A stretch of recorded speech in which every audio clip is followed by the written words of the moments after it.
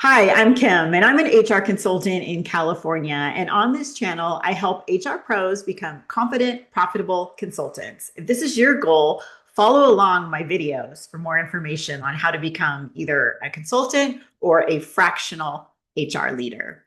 When I first started, I didn't know any other HR consultants. And when I reached out to them, I didn't really get a good response, which was very frustrating for me. I was figuring it all out as I went. So consider this your behind the scenes look at what not to do. With that, I'm going to talk about some of my top mistakes I made when I first started. The first one was charging by the hour. I charge by the hour for everything. I didn't really know any other way to do it when I first started. And like I said, I'd reached out to some other consultants and I didn't get a very good response. And no one was really willing to share their information with me or how they did it. Mind you, this was over 10 years ago when I first started thinking about consulting. So I think it's changed a lot. And I know I'm very happy. I do lots of phone calls per week with people that are interested in becoming consultants. I'm more than happy to share how I did it to make them successful because I want everyone to succeed. And there is so much, there's so many clients out there. I don't feel threatened at all. I think there's enough for all of us, and all of us have different niches too. So I just truly believe in that. So like I said, when I first started, I was charging by the hours. And what actually happened when I did that is that clients pushed back on my rate. They watched the clock. It was really hard for me. I found myself working a lot of extra hours that I did not bill for because I wanted them to be happy. I was selling my time, not my expertise, and that really kept me stuck. I was working, like I said, in terms of time and not value. And you should always work in terms of what value you're providing to your clients. So what I do now, I do different things, and I do a video on this. So I'm not going to go into a lot of detail, but the two biggest things I do now are retainers. So I get a monthly retainer. I know how much I'm going to get every month from a client. And then I also do banks of time that are 100% paid up front. So again, I get all that money up front. So I don't have to worry about when I'm going to get paid or anything like that. My banks of time are good for 6 months. And some people say that seems like a lot, but if you can imagine, I have clients that have one employee. So they're not calling me all the time. So 6 months for them and a bank of time for maybe 20 hours is perfect. And it works for them. It works for me. I'm paid up front. It's great. So if you're an HR pro that's becoming or looking at becoming from a consultant, do not build your whole business around hourly building. Use it, if at all, only in very limited, clearly defined situations. And to be honest, I don't use it at all anymore. And if I do have a client that really pushes back on me, I'll say, okay, great. My, per hour rate is $275. And then once they hear that, they usually say, oh, let's talk about a retainer or a bank of time. So definitely, I would suggest setting your hourly rate to be very high in those situations because tracking time like that and waiting to get paid is just too complicated. Okay, mistake number two was trying to be everything to everyone. I tried to be the HR consultant for everyone, any industry, any problem, any size business. If someone breathed the word HR, I said yes. And just starting out, it feels scary that you're not going to get clients, but I can assure you, I never had that problem. Saying yes to everything really created confusion and mostly around the messaging and also exhausting work. One day I was writing job descriptions. The next day I was cleaning up wage and hour problems. Then I was doing one-off training. It was very hard to price, to market, and honestly to do great work in every area.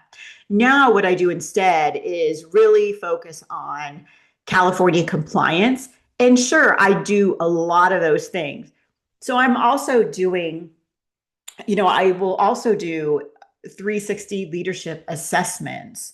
I will do limited coaching.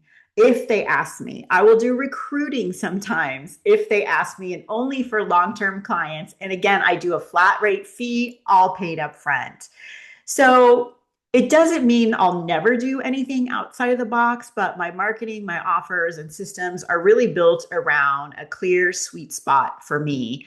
And that makes sales conversations so much easier for me. Okay, mistake number three was weak boundaries and scope creep. And this happens, it just happened to me this week. So after almost 11 years now, it's still happening. But when I first started, I had terrible boundaries. I answered late night texts, I jumped on urgent calls with no agreement in place. Even today, I'll get people that reach out to me that are a brand new client, and they'll start with this long email, and it will just start immediately describing what HR problem they want me to solve. So I really have to go like, okay, let's put the brakes on this, have a discussion with them first, which my consultation originally, when I first meet with them, is free. And then I put together a proposal before I answer any of their questions. And this will really help you with scope creep. It'll also help you with those individuals that keep trying to reach out to you to get free advice. And that, again, still happens to me to this day. Initially, when if you saw my video about why I did consulting in the first place, I was super burned out at my job. I mean, as you know, working in a corporate environment or working for a company, you are at the beck and call of them. And my boss would be sending me emails at midnight or 2 o'clock in the morning. And even though I know I should have waited till morning to respond, I didn't. And I was crazy to do that. So now with my own business, when I first started, I had to say, wait a minute, Kim, you're not in that same situation anymore. You don't need to respond right away. And I would do it the next morning. And it's so freeing. I can't even tell you. And so just remember that you need to set those boundaries and don't allow the scope of your projects to really creep out with your clients like they will do.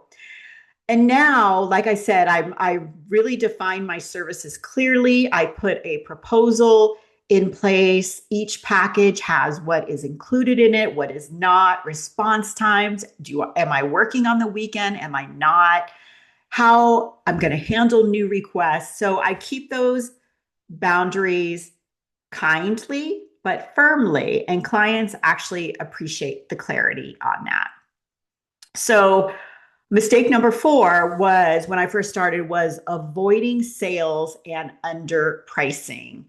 So I avoided real sales conversations when I first started, and I think I underpriced to compensate for my discomfort.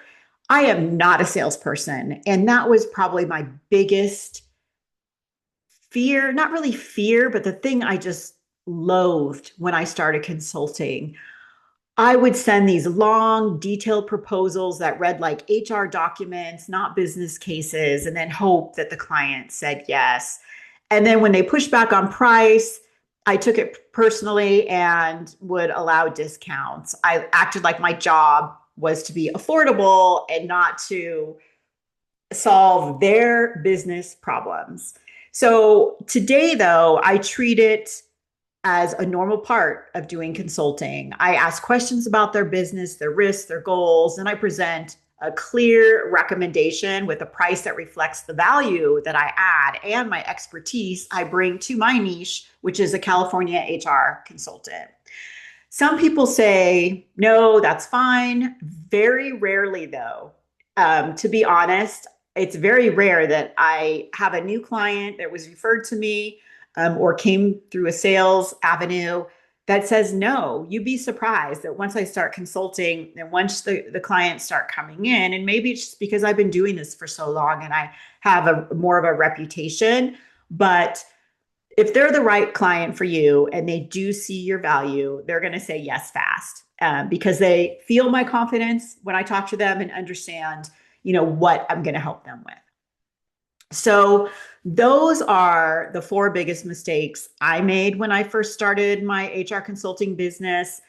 charging by the hour for everything, trying to serve everyone, having weak boundaries, and avoiding sales while also feeling like I was underpricing my services. If you're an HR pro thinking about consulting, tell me in the comments which one of these you are struggling with the most right now. I read every comment. And I might create a video topic on one of those. So I'm really interested to hear what you have to say.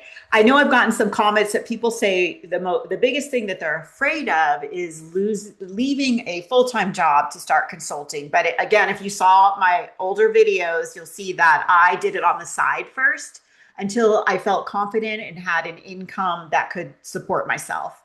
And then I left my full-time job. And I swear to you, once you start and you start making good money doing this, you will kick yourself for not doing it sooner. That's what I did. And seriously, it is the best decision I ever made, especially if you're in a spot where you're just feeling really burned out in HR. And like I was, where I even thought, oh my God, I need to get out of this. Like I can't do HR anymore. I hate it.